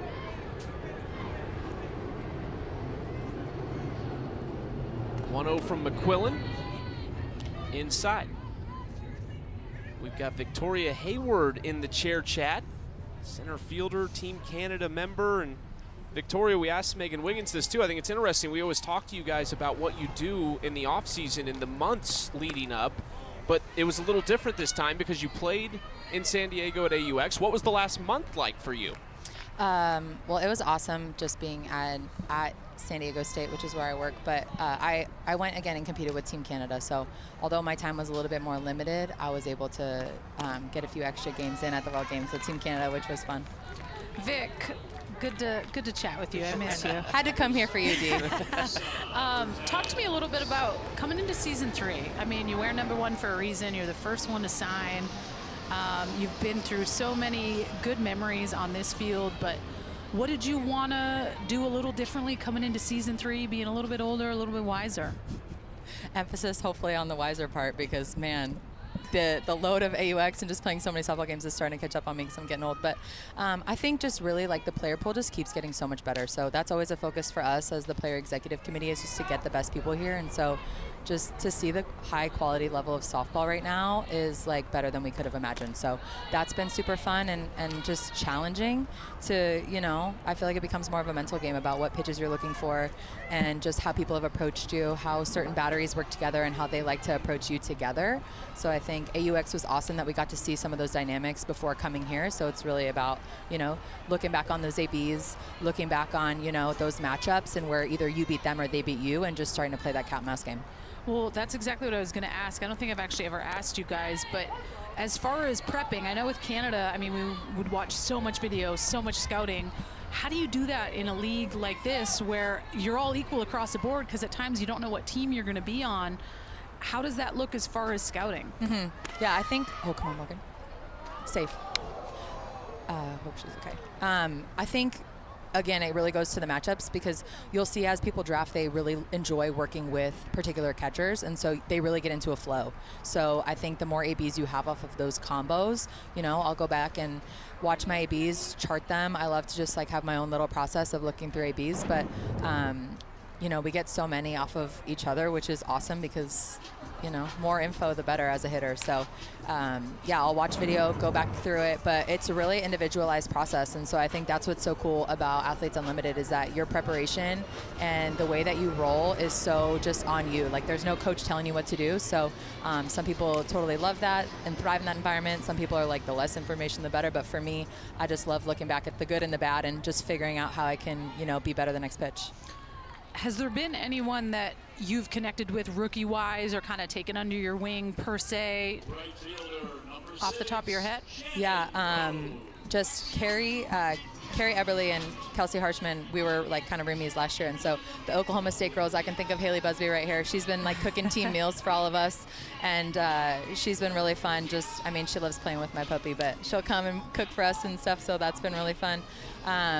Honestly, I've been so impressed with the rookie pitchers. They've like really come in and, you know, made their statement. So really fun just learning from them and just the energy that they're bringing. Like, they're so bought into AU and what it is. So they've been really, really fun. So I'm excited for them to grow. Lastly, I got to keep it light. Moosey and that puppuccino today. Can we maybe find a way to teach Lula how to do that? Do you teach him that? I'm so glad that we got it on video, because if I told anybody in the universe that my dog could do a handstand, they would look at me like I was a psychopath. But it's on my Instagram story, and you can go look at it. Follow me at Victoria Hay, because that was the coolest moment of my whole life. That's why I had to talk about it. I'm sorry, but I had to bring it up. It's so fun. I don't know. So many puppies here. It's so fun. You know, they keep it light. This group's been so fun. I'm so happy. I'm so happy you're here, Dee. But it's been a great season I know, so far. I gotta give you a hug. Gotta give you a hug after this. Air hug. Victoria Hayward. See, you Team Canada gals We get just together, got and it. I'm I just know. basically off to the side. But thank you so much, Victoria. Thanks, guys. Yeah, I can basically just go take a break. You get the Team Canadas out here. Got Danielle O'Toole's pup. Yeah. And I love how they do get to bring the dogs. And I will say, mine's not a therapy dog, but I almost feel like she is to me when I'm away from her. I really wish she could have traveled with me during that Olympic stuff last year. They keep it light. They're always there for you. They don't require much. We don't deserve dogs, Chucky. I know. They can get a little bossy sometimes. This is lasered, and it's fair. Rhodes paints the line down the third base side, and she is into second with an RBI double, puts her team up 2 runs and in position for those 50-inning win points.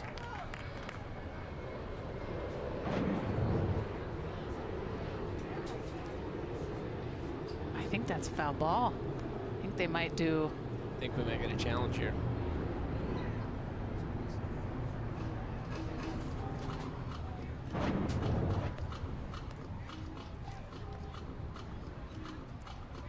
No word yet officially.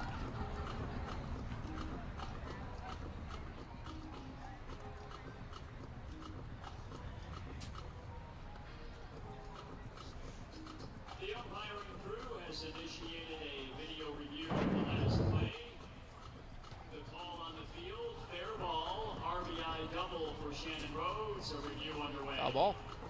And why not use a challenge at this point, Yeah. right? There's a lot on the line. There's 50 inning points on the line. If you have the challenge, this is so close. I'm looking at the shadow.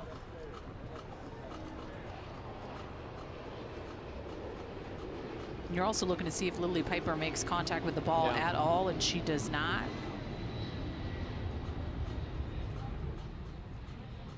Great angle by our camera crew. Yeah, I think it's foul. I mean, by maybe an inch. Yeah.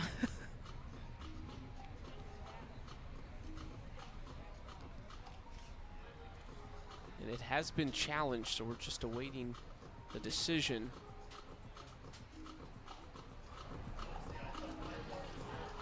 I think that ball is foul, and you get a little zoom in there, which is a great look. And I think you see some brown turf between that and the line.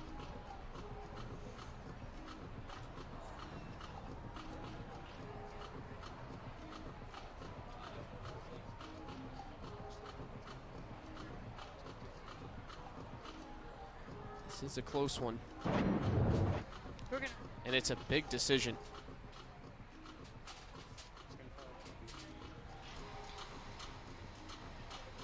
And let's get the call.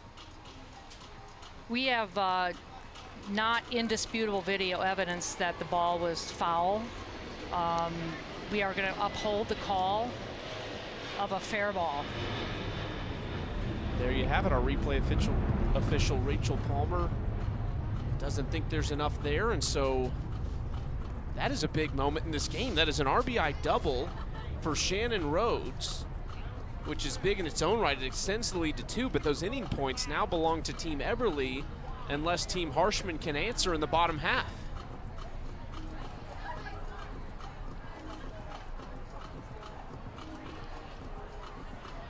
Sydney Romero says that is foul. Well, and you see the facilitator, Tatum Edwards, that's over having a conversation with the third bait umpire, the captain, Kelsey Harshman. Based on what I saw, it did look to be foul. It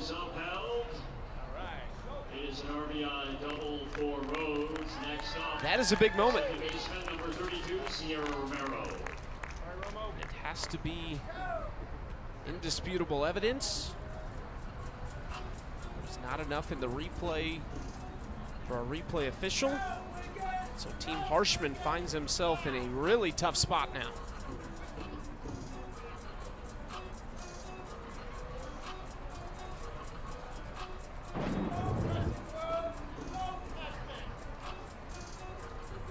I mean, yeah, I think it's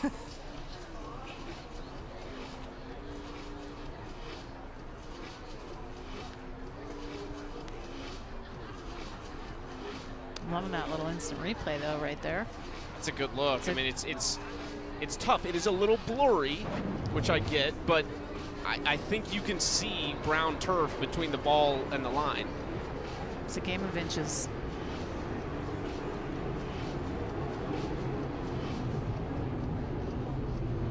Honestly, that might be what Kelsey Harshman is. I mean,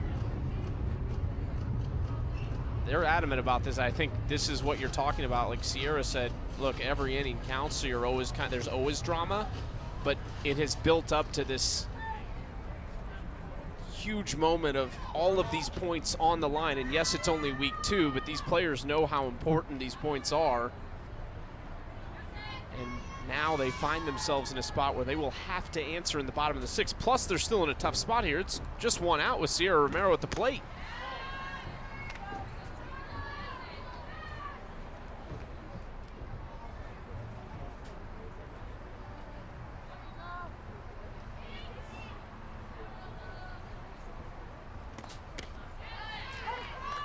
There's strike one. 1-1 count from McQuillan. If there's anybody here that's due, it's Sierra Romero. Robbed by Wiggins back in the 1st inning. She has walked in this game. The bat has not come alive yet for her here in Rosemont. I just love that little conversation in the chair chat when she was talking about Sid helping her with her swing and realizing that it's mental. Majority of the time hitting is. There are times when mechanically we want to break it down and we want to figure it out and something's off or we're dipping or whatever it may be, but at times it can just be a mental switch of just getting that one hit to just start to get you going. But what are we saying to ourselves as hitters when we're stepping in the box, when we're preparing in the on-deck circle? This is such a mental game, and the mental thrive. The ones that are mentally tough, that can get through the good, the bad, and the ugly in the game, but mentally are so stable, are the ones that usually continue to rise and come out on top. Swing and a miss. Big one from McQuillan to get Sierra Romero. And there's 2 away. It's a really pretty pitch. This is a screwball. She throws away to Romero, and that's just a defensive hack, knowing that it's way out, but still wanted to foul it off, make contact with it. Sydney Sherrill in for her first at bat, with Shannon Rhodes on second base, the Florida State product from Moore, Oklahoma. Watches the first 2 pitches, and they're both strikes.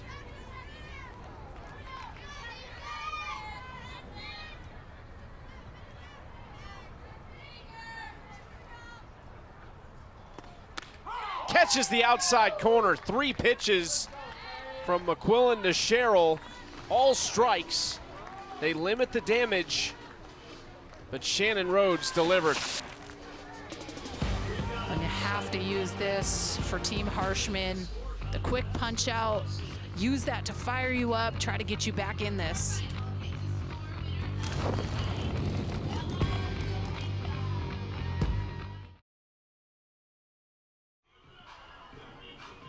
3-1, Team Eberle leading Team Harshman, who needs a run here in the 6th to make those points roll over or potentially win them if they can plate a couple. Some tense moments ahead. Some big matchups this weekend on Sunday on ABC, a WNBA doubleheader. 1 Eastern, the Sun square off against the Sky, and then it's the Aces taking on the Storm. You can catch Sue Bird in action. Big afternoon of hoops on ABC, and a big inning ahead right here. Big 2 innings, really. But this one has everything on the line right now. 50-inning win points that currently would belong to Team Eberle.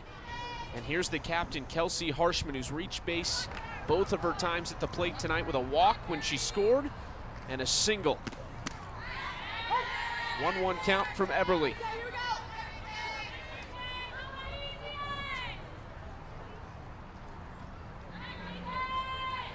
Carrie Eberle can hold Team Harshman scoreless. She will be back at the top of the leaderboard. Not to mention, she will be 3 outs away from an additional 50 points for winning the game, and most likely, at least, I would think, an MVP 2 nod and 20 more, or 40 more. Ground ball, right side, taken care of easily by Sierra Romero for out number 1. There's Eberle, just now 12 points behind Mulipola. She gets the 4 points for the out.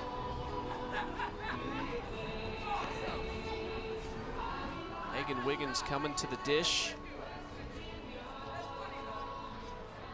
She was in arguing that call down the third base line of Shannon Rhodes' double.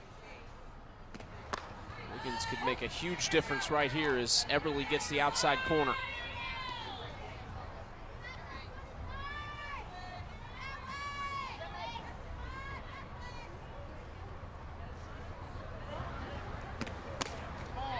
Wiggins lays off that one, ball 1. And really just looking at Eberle and her performance today, she's just done such a good job of being consistent from that first inning. Just gave up that 1 run, but has put zeros up on the board. Has hit really good spots, kept her pitch count relatively low.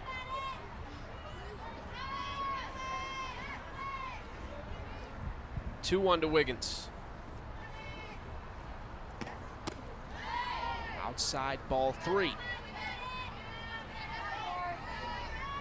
Wiggins, a member of 2 Women's College World Series teams at Georgia. Played there from 2008 to 2011. Was an All-American as a senior. Fouls this one off, and it's a full count.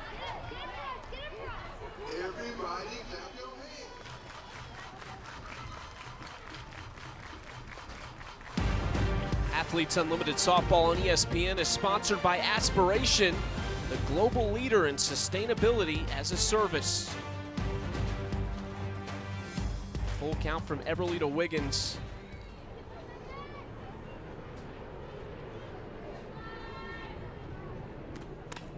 Ground ball back to Eberle. Flips it to first, and they've got 2 away. It's a really good job by Carrie Eberle, especially with that pitch on the outer half, drops off the table, and that defensive swing by Megan Wiggins. And that just goes to show how effective she is and how much her pitches are dipping down, whereas a hitter, you're at times guessing because you don't know what's coming. Last chance, Sydney Romero. They will obviously have the 7th inning, but last chance here in the 6th for those 50 points.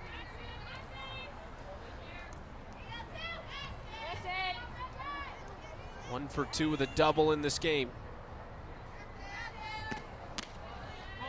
Ball 2.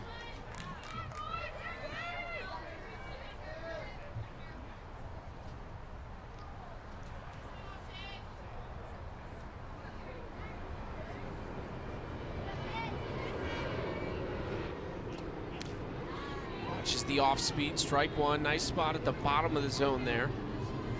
And that off-speed pitch for Carrie Eberle is a pitch that she really put herself to work on over the course of the offseason. Was on staff at Oklahoma State.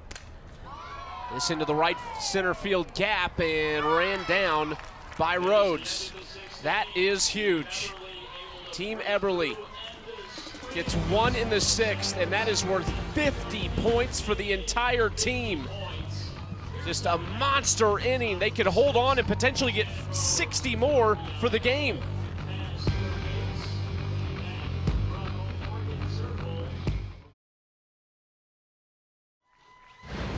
For every run during this year's Athletes Unlimited softball season, Aspiration is planting 10 trees. There were 450 heading into this week already committed.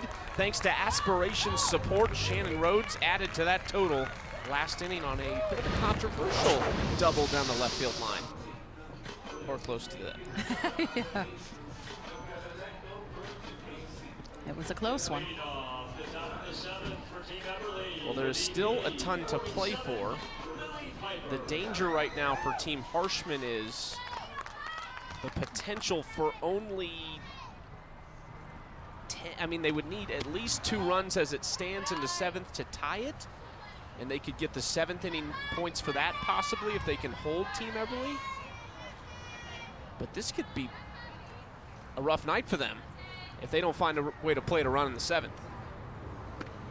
And at least get something. First, it's McQuillan and Lily Piper here in the top of the 7th.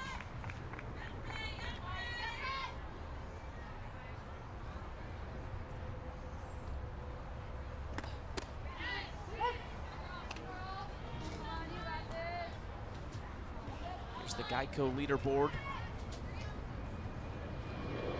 We said this could look a lot different if Team Eberle sweeps the points tonight. There's going to be a lot of gold in the top 25 coming into tomorrow. And I don't know how you would not give Carrie Eberle MVP 1. For sure. I mean, to pitch in this league is a challenge, but to hold teams to 1 run or less is going to show just how well you're feeling it in the circle, how good your stuff is. Because all of these athletes and women know each other so well. They've scrimmaged against each other, they've played on the same team, they've played against each other. So everything is about attention to detail at this level. You're not going to blow velocity by hitters, but it's picking apart a swing. It's figuring out how to manipulate the strike zone, how to get good quality location over anything else, because location is key. Quillen walks the leadoff batter, Piper, for Sachel Palacios. Sunday night baseball matchup. It's a good one. Juan Soto and the Padres in LA to take on Freddie Freeman and the Dodgers at Dodger Stadium. 7 Eastern, 4 Pacific on ESPN, ESPN Deportes, and ESPN Radio. Coverage begins at 6 Eastern on ESPN2 as Sachel Palacios rips one up the middle and puts Piper in scoring position.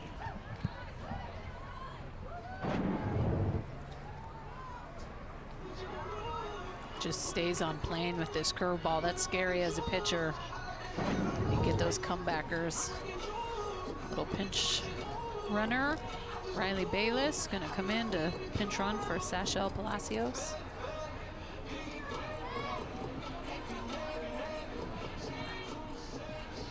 Riley Bayless, the only player taken from open tryouts this year in San Diego after AUX.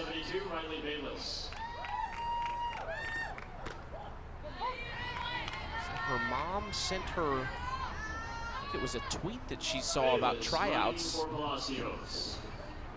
Dad said, well, go for it. So she went out there and said she left it all on the field and ended up as the only one taken. Slow grounder, and that's a heads-up play there by Kaylee Clifton. It would have been tough to turn and get Piper, so she lets it go foul.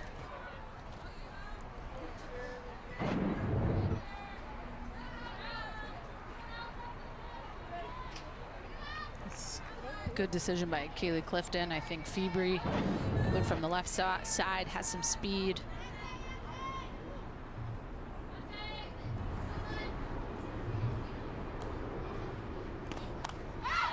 This is fouled back into the crowd. Mad scramble begins.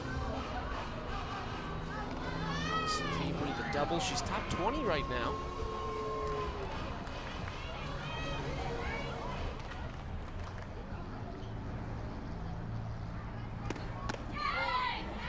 That one misses too far outside. 2-2. It's a good pitch. You saw Taylor McQuillan wanted it.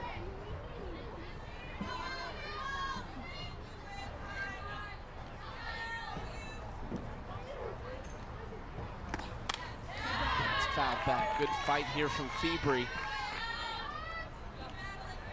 They're trying to put some insurance and really put the pressure on Team Harshman going to the bottom of the 7th.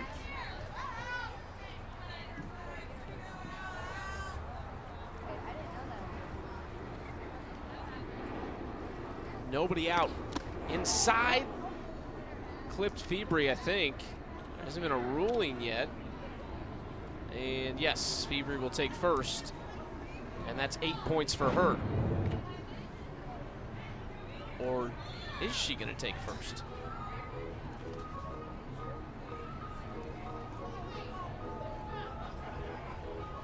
Yes, she should.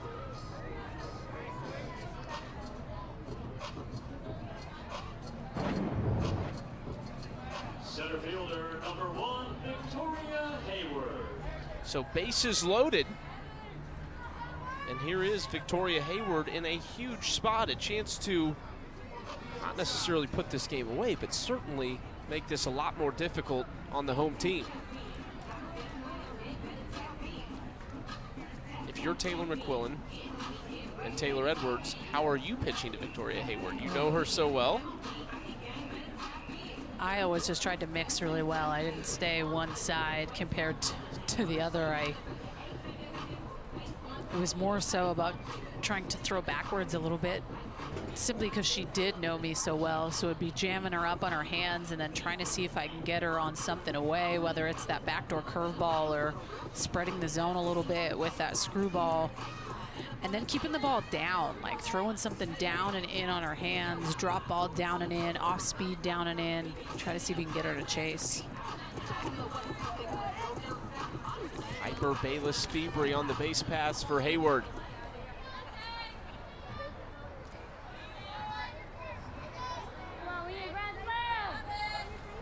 First pitch from McQuillan.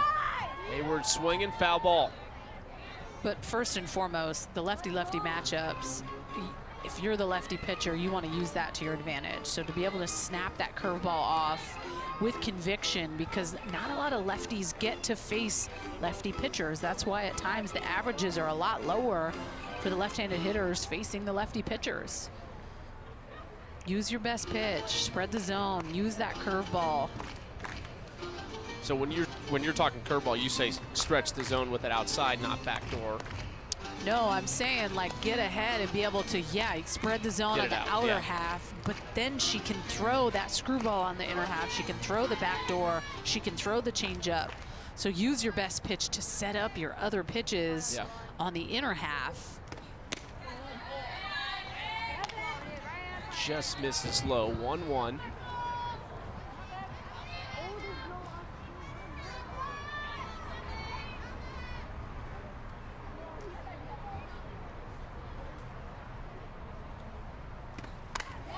Laser up the middle. Andrews coming on, but Hayward finds a spot. Bayless tripped coming around third. They get 1 run, and Victoria Hayward comes through, her 3rd hit of the game.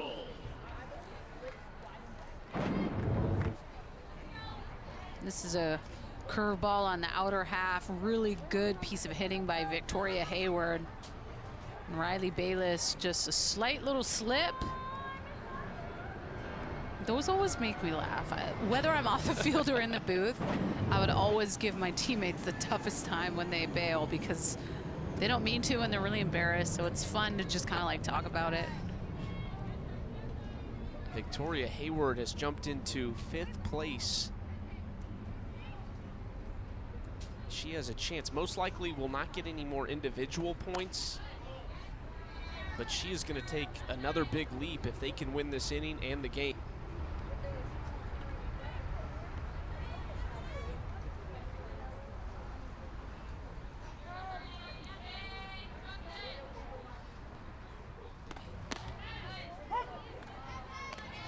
the middle to Zirkle. 2-1 count. See Hayward there in 5th. There's 60 possible points left, so she can jump over Flip in one more spot and be right on the heels of Savannah Jaquish at the conclusion of tonight. Victoria finished in 13th at AUX. She missed a day because she went back to Canada for the bronze medal celebration, and she wasn't able to pick up any points while she was gone, and still finished in the top 15. She had a legitimate chance at AUX. Yeah, one of those days that it's hard to miss. It was the first time our whole team had been together since we won the bronze medal over in Japan, so I know how hard that would have been for Victoria to miss that. And she really could jump probably up into 3rd, because she is 3 for 4. She scored a run, and she's driven a run in. I think it's going to be hard not to give her an MVP nod. And even if it's the 3rd one, still 20 points. You see her finishes by season, 3rd in 2020, 40th last summer in the championship, and then that 13th place finish as Zirkle swings through it. It's a big out there for Taylor McQuillan.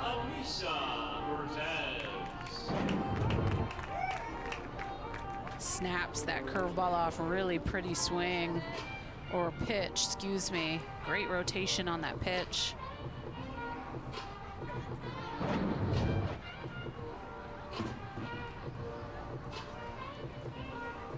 We're going to talk things over here. Edwards and McQuillan, the infield coming in. We'll see if this is it for Taylor McQuillan or if she will try to finish the job here.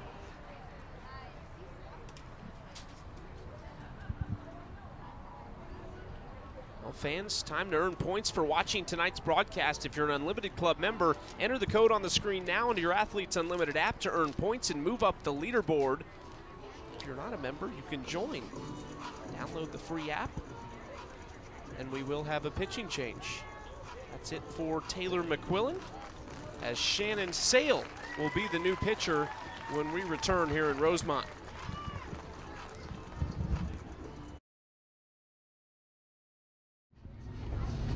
Bases loaded, 1 out for the new pitcher, Shannon Sale, and she comes into a tough spot, trying to keep this game where it is. It's already a 3-run deficit for the Oklahoma product, but can she get out of this jam? Good start there to Anissa Urtez. What do you like about Shannon Sale? Well, I mean, she just has to come in and try to stop the damage. McQuillan able to get the big strikeout, but that rise ball is her best pitch. She can throw it at a bunch of different levels.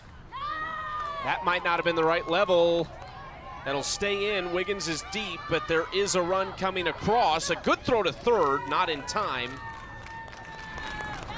And it's a sacrifice fly for Anissa Urtez. It's a good game for her. And Riley Bayless comes in to score. It is now a 4-run game.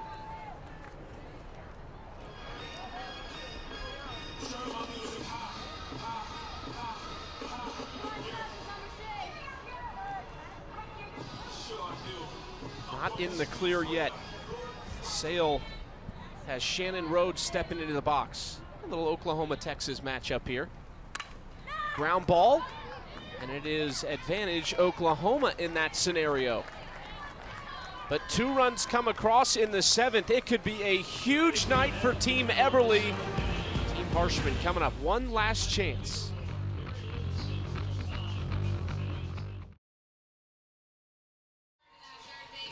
Carrie Eberle in the dugout will look on as her team tries to close the door, leading Team Harshman 5-1, and it was Carrie Eberle's night. Yeah, she was money.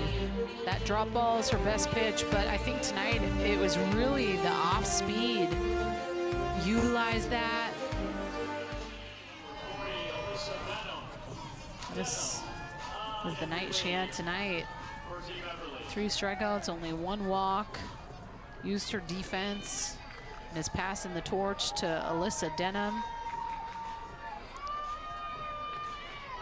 Second season out of Alvin, Texas, the Arizona product. What does she bring to the table? Well, this is an interesting switch because both of these pitchers are pretty similar when it comes to down in the zone and changeup. I guess if anything, maybe Alyssa Denham doesn't throw as hard as Carrie Eberle, but just giving Alyssa Denham an opportunity to go out and earn some points.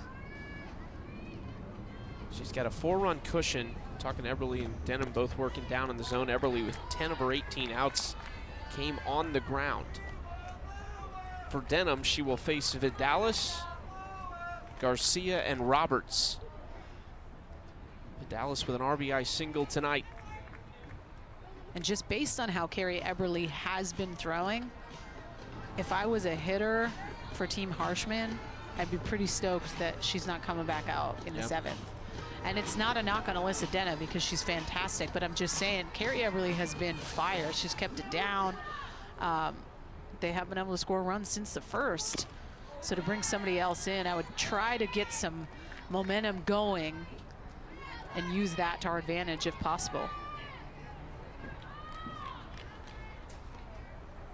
If this finishes how it looks right now, if Team Harshman doesn't, even if they do really, as long as they don't score 4 or 5, and Team Eberle wins this game, you will see tomorrow a leaderboard that has Carrie Eberle well out in front. Because like you said, I think there's a really good chance she takes the top MVP spot, which is 60 additional points. So right now for her, she could still pick up 120 points tonight with all the win points and possibly an MVP one. Certainly she will have one of those MVPs. Denisa Urtez, who's down there in 9th place on her team, will most likely get some of those as well.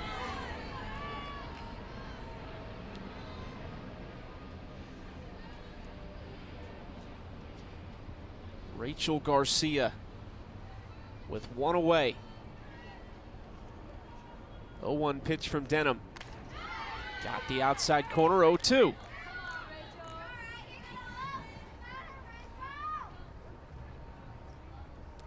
It's really interesting to just kind of look at the body type of Alyssa Denham, and then you see Rachel Garcia body type in the box. Both pitchers.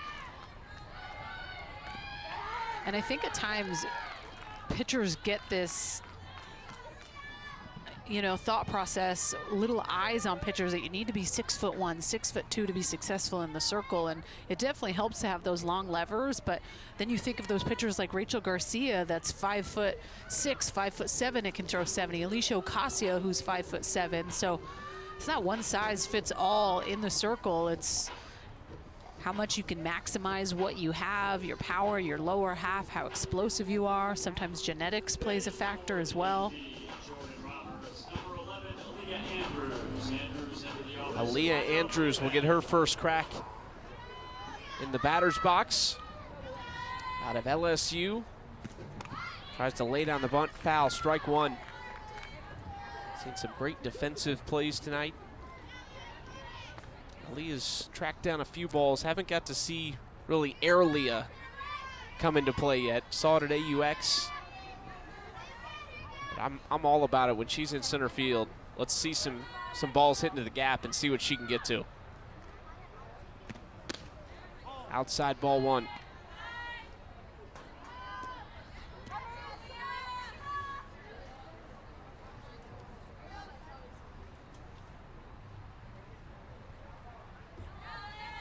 One count. Another one outside. Good eye from Andrews. She's been in center field all game, just hasn't been in the batting order. Steps in for the designated player, Jordan Roberts. Leah slaps it left side. Cheryl, long throw, makes the play, and that is going to do it. Denham closes the door for Carrie Eberle, who was tremendous through 6 innings. And if you picked a big winner of the night, I think it's Team Eberle. Well, I mean, they came to play. Carrie Eberle was just consistent in the circle and has continued to have success, not only from last weekend, but from last season. She's the type of pitcher that's starting to give me the vibe of like Kat Osterman a little bit, just based on her performance, and one of those players that keeps the ball down in the zone for the most part, keeps it in the yard. You're about to see a big shift on the leaderboard. They took the maximum win points possible in 120, winning every inning and the game. So everybody still on Team Eberle is about to collect 50 more win points on the leaderboard before the night ends.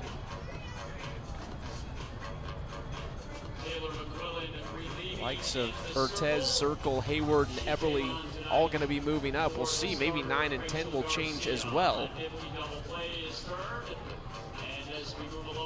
The MVP points will be tallied once the players get a chance to vote. So once we go off the air, you can check out the leaderboard at auprosports.com.